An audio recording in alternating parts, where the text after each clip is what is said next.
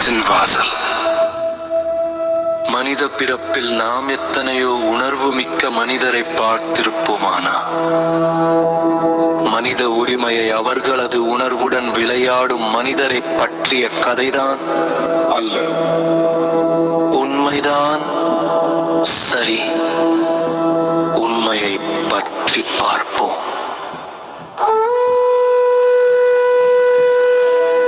இதுவரை பார்த்திராத மனிதனை ஒவ்வொருவரும் பார்க்க ஆசைப்படுகிறார்கள்.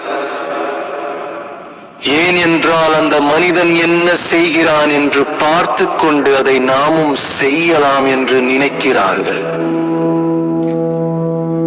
வாழ்க்கையின் பிடியில் வலம் வந்து கொண்டு இருக்கும் மனிதனிடம் போய் பூமி உருண்டை வடிவில் இருக்கும் என்று சொல்வது சிரிப்பாகத்தான் உள்ளது. சண்டையிடும் மனிதனிடம் சண்டை போட முடியாது என்று கூறி, சண்டை போட வேண்டாம் என்று இருக்கும் மனிதனிடம் சண்டையிட வேண்டும் என்று சொல்வதுதான் வீரம் என்று சொல்வார்கள். லட்சியத்தை நோக்கி நகர்ந்து கொண்டிருக்கும் மனிதனை ஒவ்வொரு பொழுதும் அவனின் தனிப்பட்ட உணர்வுகளை பற்றி விமர்சிக்கும் போது அவனின் மனது காயம் கொள்கிறது. அதை ஏன் என்று கேட்டால் நீ சரியாக இருக்கும் போது இந்த மாதிரி பிரச்சினைகள் எல்லாம் வராது என்று சொல்லிக் கொண்டே புதிய பிரச்சினைகளை உருவாக்கலாம். வாழும்போது உதவிகள் செய்யாவிட்டாலும் பரவாயில்லை, உதவி செய்வது போல் ஒரு உணர்வை ஏற்படுத்தும் வகையில் இருக்கும்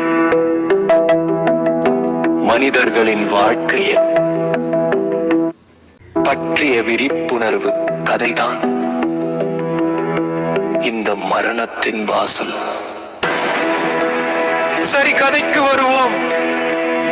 எந்த ஒரு மனிதனும் தன்னுடைய மரணத்தை வென்று சாதனை படைக்க வேண்டும் என்று யாரும் நினைக்க மாட்டார்களானால், மரணம் அடையும் முன் ஏதாவது ஒன்றை சாதிக்க வேண்டும் என்று நினைத்தது மட்டுமே இல்லாமல் தொடர்ந்து போராடுகிறான்.